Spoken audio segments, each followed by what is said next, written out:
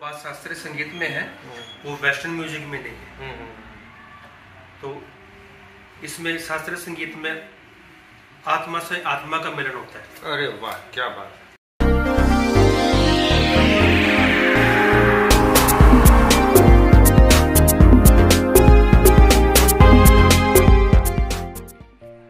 आइए हम आपको ले चलते हैं एक हेयर एंड ब्यूटी लॉन्ज में। यह लॉन्ज दिल्ली के मेहरौली में स्थित है। कितना सुंदर है ये, कितना साफ सुथरा, कितना सुव्यवस्थित और आकर्षक भी। यहां हम सैलून में चर्चा करेंगे, चाय पर चर्चा नहीं। और किससे? एक बार्बर से, एक हेयर ड्रेसर से, एक साधारण व्यक्ति पर एक असाधारण व्यक्तित्व से। भरत जी, आपका फोटो कट रहा है। हाँ। आपका नाम भरत ही है ना? हाँ। भारत, भारत या भरत? भारत। चाय भी मंगा लिया? मैं चाय तो पीता नहीं हूँ। चाय तो नहीं बनवाया मैंने। अच्छा, ये हल्के से ब्लैक ही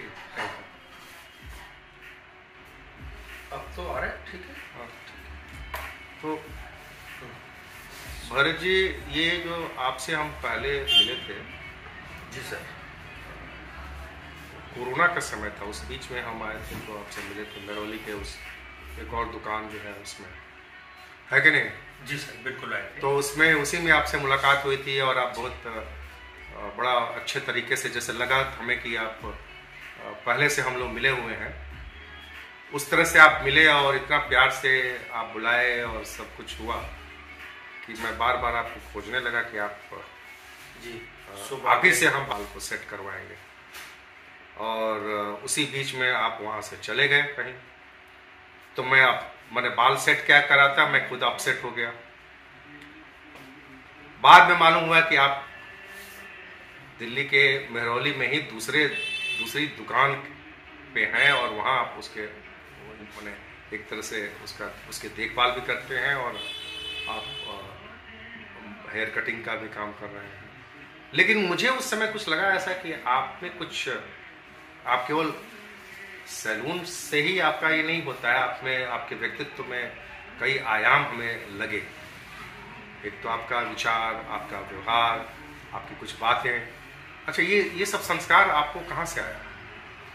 ये संस्कार मैं सबसे पहले अपने माता पिता को मैं इनका क्रेडिट देता हूँ। सबसे पहले संस्कार मुझे घर से ही मिले जी। और कुछ संस्कार मुझे आप जैसे मुझे विद्वान लोग मेरे साथ जुड़े, जिनका मुझे काम करने का मौका मिलता रहा और मैं उनसे कुछ सीख लेता रहा। तो ये संस्कार मुझे आप मेरे आदरणीयों से मिले हैं, जिनका मैं बहुत बहुत शुक्रगुजार हूँ। और आपका नाम भारत है? जी। भारत नाम बहुत कम देखने को मिलता है, सुनने को मिलता है। तो ये किसने नाम दिया आपको? ये नाम मेरे दादाजी ने दिया है मुझे। अच्छा। हाँ जी, क्योंकि मेरा जन्म भी 26 जनवरी 1971 का ही है। अरे वाह, क्या बात है। देखिए, धीरे धीरे दोस्तों आपके व्यक्तित्व की परतें खुलने शुरू हो गई। तो सब नाम से ही नहीं कि भारत अच्छा होता है, भारत नाम का कोई महत्व भी होना चाहिए। बिल्कुल बिल्कुल। तो भारत के विचार अच्छे होने चाहिए, भारत का बोलने का तरीका अच्छा होना चाहिए अपने बड़ों के प्रति, या जो मैं जहाँ पे मैं काम करता हूँ, जो भी मेरे क्लाइंट आते हैं उनके प्रति मेरा व्यवहार, उनका स्वागत करना मेरा पहला कर्तव्य है। तो मैं ये नहीं चाहता कि जो नाम मेरे दादाजी ने मुझे दिया है भारत, ताकि उस भारत की कोई वैल्यू न रहे, ताकि मैं वही संस्कार, वही हर चीज लेके मैं जब तक मैं जीऊँ मैं वही संस्कार लेके जीता रहूँ। और जहाँ पे मैं कर्म कर रहा हूँ, अपने कार्य जो भी करता हूँ मैं अपना, मैं उसमें कोई भी ऐसी मेरे साथ कोई भी किसी के साथ कोई भी वो ना हो कि आज भारत की तरफ से ये सुनने को मिला है, मुझे ये अच्छा लगेगा। तो मुझे लगता है कि जो हमारे भारत की संस्कार और संस्कृति है, उसका उसका कुछ प्रभाव उस भारत के संस्कार और संस्कृति के बारे में, उसके दर्शन के बारे में आपको भी कुछ जानकारी होगी, कोई आपके जीवन, आपके विचार व्यवहार में उसकी झलक दिखाई देती है। तो ये जो हमारे देश का संस्कार है, जो बातें की जाती हैं, जो बच्चों को सिखाया जाता है, संस्कारित किया जाता है, उसको आप कैसे देखते हैं? किस तरह से आपको संस्कारित किया गया? जैसे हमारा भारत देश एक संस्कारी देश है, तो उसके अंदर संस्कार जैसे बड़ों के प्रति इज्जत, अच्छा, हाँ, जो कि आजकल बहुत कम देखने को मिलता है कि आज का जो बच्चा, जो आज की जो जनरेशन जो बड़ी होती है, वो बड़ों का आदर नहीं करती है। तो वो अपने आप में ही सोचते कि हम एक ही दम बड़े हुए हैं, एक ही दम पैदा हो गए, तो वो बड़ों की कोई इज्जत भाव नहीं करती है। तो मैं तो यही चाहूँगा कि जो भी आज का बच्चा जो भी फ़ोन पे जुड़ने की ये चीज़ें देखे, फ़ोन पे अच्छी बातें भी आती है, उन चीज़ों के बारे में भी आप अमल करें कि हाँ मुझे ये चीज़ अच्छी लगी है, मैं इसको देखूँ। तो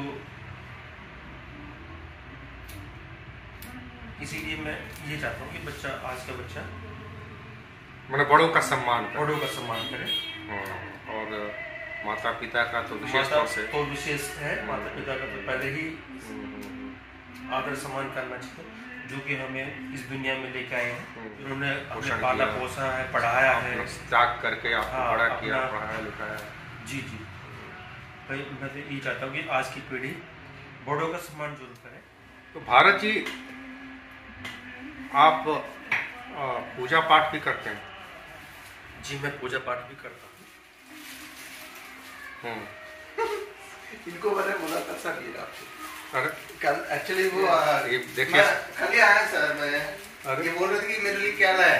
मैं बोल रहा नहीं, मैं सबके लिए इजी रहता है, चॉकलेट लाता हूँ, वो इजी रहता है।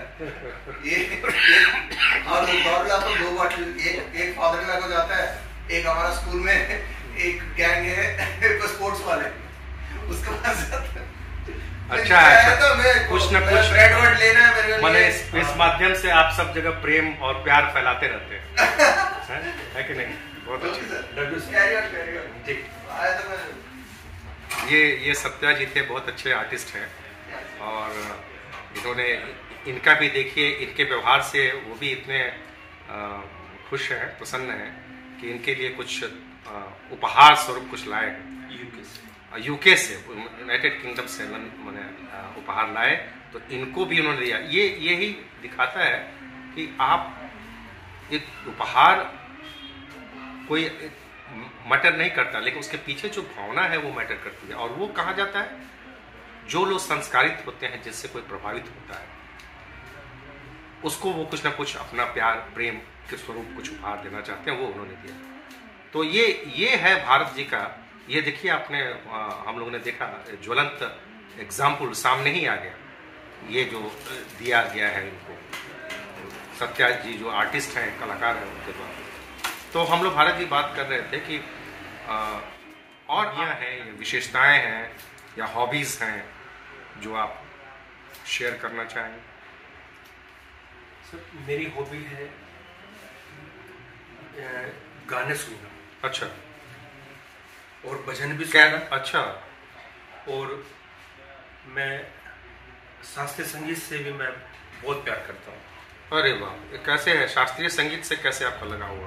आजकल तो बहुत कम लोग शास्त्रीय संगीत को सुनते हैं। शास्त्रीय संगीत मेरे पिताजी सुनते थे, तो उस टाइम पे हमें अच्छा नहीं लगता था, पता नहीं क्या है, क्या सुनते हैं, क्या लाते हैं, इसके बारे में नॉलेज नहीं थी। तो जैसे जैसे बड़े हुए हैं तो लगा कि हाँ, जो बात शास्त्रीय संगीत में है वो वेस्टर्न म्यूजिक में नहीं है। तो इसमें शास्त्रीय संगीत में आत्मा से आत्मा का मिलन होता है। अरे वाह, क्या बात है। तो इसमें कोई भी शब्द ऐसा नहीं होता कि जो कि हम परिवार के साथ ना सुन सके। हम बड़े आराम से इसको सुन सकते हैं, जिससे कि हमारे मन को शांति मिलती है, हमारे दिमाग को शांति मिलती है। इसलिए मैं शास्त्रीय संगीत और आदरणीय श्री मोहम्मद रफ़ी जी के मैं गाने सुनना बहुत पसंद करता हूँ। अच्छा।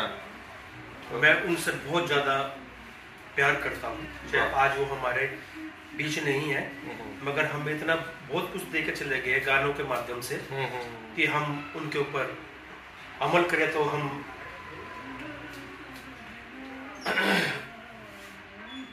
बहुत कुछ हमें मिल सकता है। अगर अमल करें तो हम उनके तो कुछ गाने आप गाते भी हैं, उनको गुनगुनाते हैं? कभी कभी मैं अगर मूड आता तो मैं गुनगुना रहता हूँ। अभी मूड आ रहा है? अभी मूड आ तो मैं थोड़ा सा 2-4 लाइन कुछ गुनगुनाइए। कोई भी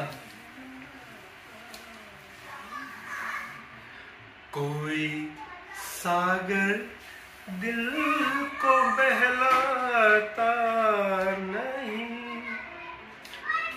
बेखुदी में भी करार आता नहीं, कोई सागर।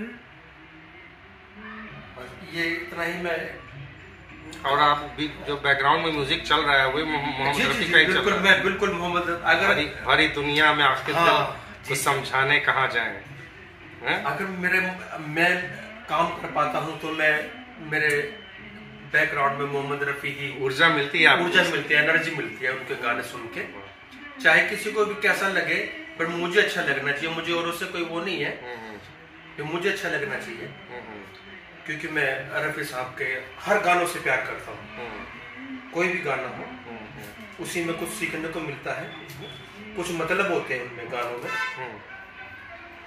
अच्छा, ये बताइए कि आप जो काम कर रहे हैं इस काम से आप संतुष्ट हैं? आपको ये नहीं लगता है कि हम कहाँ ये सलून में?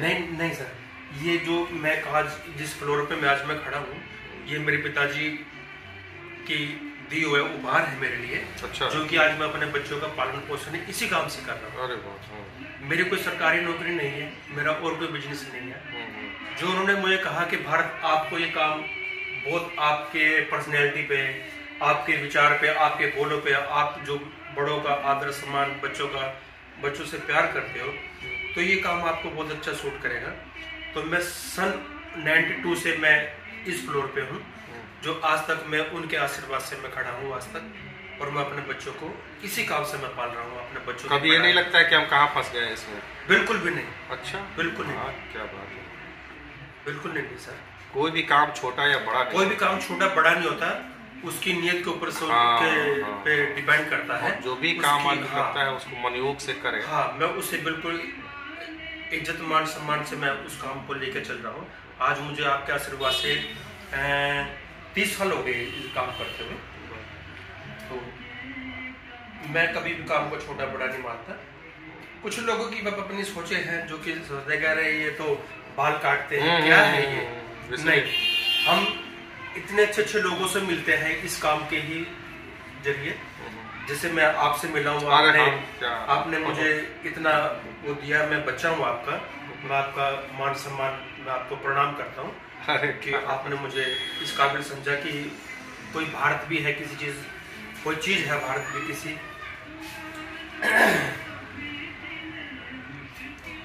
तो मैं बहुत आपको धन्यवाद करता हूँ। और आप और कुछ मैंने कुछ कहना चाहेंगे कि आज की स्थिति परिस्थिति, आज के समाज को देख करके समाज के लिए भी आपको कुछ लगता होगा कि हमें ये कहना चाहिए, समाज में ऐसे रहना चाहिए, लोगों को ऐसे करना चाहिए, इस पर कुछ कहना चाहेंगे आप? मैं तो आज के समाज को सिर्फ ये कहना चाहूँगा सर कि जो भी आज का युवा वर्ग जो बड़ा हो रहा है, वो सबसे पहले तो संस्कारी बने, और दूसरा अपने घर को, परिवार को देख के चले कि मेरे घर में किस तरह आज क्या है, आज कैसा मेरा घर का माहौल है, तो मुझे क्या करना चाहिए। मुझे काम जो मेरे माँ बाप ने, जो तुम्हारे माँ बाप ने जो पढ़ाया है, तो उसको ऐसा कीजिए कि वो बेचारे माँ बाप भी कहे कि हाँ हमने अपने बच्चे को पढ़ाया है, तो आज हमारा बच्चा हमारे लिए खड़ा है, हर सुख दुख में खड़ा है। तो मैं ये कहूँगा आज के बच्चों को कि बनावटी चीज़ों पर ना जाए, और जो भी प्राकृतिक, जो भी मालिक ने हमें चीज़ें दी है उनके प्रति वो ज़्यादा से ज़्यादा झुकाव उनका प्राकृतिक चीज की तरफ होना चाहिए। और अपने भारत के प्रति, अपने देश के प्रति। हाँ, आपने बिल्कुल सबसे पहले जहाँ जिस देश में हम रहते हैं उसको मान सम्मान देना बहुत जरूरी है। और एक भारत देश हमारा ऐसा देश है जिसमें हमें हर चीज देखने को मिलती है, हर तरह का मौसम, हर तरह के लोग, इतनी प्यारी प्यारी हमारी भाषाएं, इतना प्यारा प्यारा हमारा पहनावा, इतना अच्छा स्वादिष्ट हमारे यहाँ का भोजन बनता है। तो शायद किसी भी देश में बनता होगा जो हमारे भारत में बनता है। हर प्रांत का हर तरह का खाना, पहनावा, इतने अच्छे लोग हमारे हर प्रांत में रहते हैं। हमारे भारत के कोने कोने में इतने अच्छे अच्छे लोग रहते हैं। तो हम क्यों बाहर की वो करें कि मैं आज अपने बच्चों को इंग्लैंड में पढ़ाऊंगा या आज अपने बच्चों को मैं ऑस्ट्रेलिया में पढ़ाऊंगा। हमारे भारत के अंदर भी बहुत सुविधाएं हैं, हमारी गवर्नमेंट भी बहुत अच्छी सुविधा देती है अपने बच्चों को। तो मैं तो ये चाहूँगा कि आप अपने बच्चों को जितना हो सके अपने भारत देश में ही पढ़ाई कर, जो है संस्कार जो मिलेगा अपने भारत देश में मिल सकता है और किसी भी देश में संस्कार नहीं मिल सकता।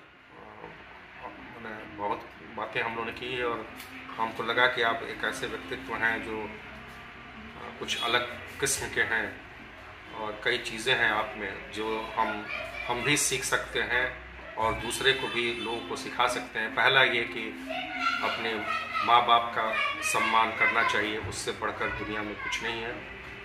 दूसरा कि भारत अपने देश का सम्मान करना चाहिए, जो देश का सम्मान नहीं करता है वो किसी का भी सम्मान नहीं कर सकता है। और तीसरा ये अपना संस्कार और संस्कृति पर हमें गर्व होना चाहिए। और जो हम कर्म कर रहे हैं, कर्म कोई भी काम छोटा या बड़ा नहीं होता है, लेकिन सब काम का अपना महत्व है, सबकी महत्ता है। अगर वो काम ना हो, जैसे सफाई करने वाला अगर सफाई न करे तो पूरा शहर समाज सब कुछ गंदा हो जाएगा। उसी तरह से अगर बाल ना काटे जाए तो फिर क्या होगा, दाढ़ी ना बने तो क्या होगा, किस तरह का आपका रूप स्वरूप हो जाएगा, कैसे आप ऑफिस जाइएगा। तो तब आप सोचेंगे कि जो आदमी जो काम कर रहा है उस काम की क्या महत्ता है। और इसलिए हर काम करने वालों को, चाहे कोई काम किसी भी तरह का कर रहा है, हर व्यक्ति का, हर काम का सम्मान भी हमें करना। बहुत बहुत धन्यवाद भारत जी, आपने बहुत बहुत आपका धन्यवाद, आपका प्यार। बाल भी आप उसको सेट कर रहे हैं और हम लोगों ने कुछ बातें भी, अपने विचार भी सेट कर दिए। हाँ, बातों में मैंने सब कुछ वो कर दिया। हाँ, और शास्त्रीय संगीत बिल्कुल अपना मुझे बहुत अच्छा लगता है।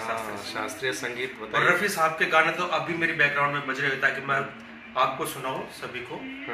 मैं वॉल्यूम थोड़ा सा बढ़ाता हूँ, बढ़ाना चाहूँगा। बढ़ाइए बढ़ाइए बढ़ाइए, पता चलना चाहिए कि देखिए आप काम कर रहे हैं और बैकग्राउंड में रफी साहब का गाना आ रहा है।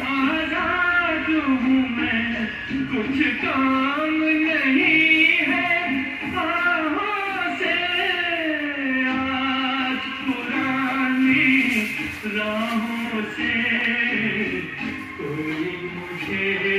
क्या बात है, अभी तो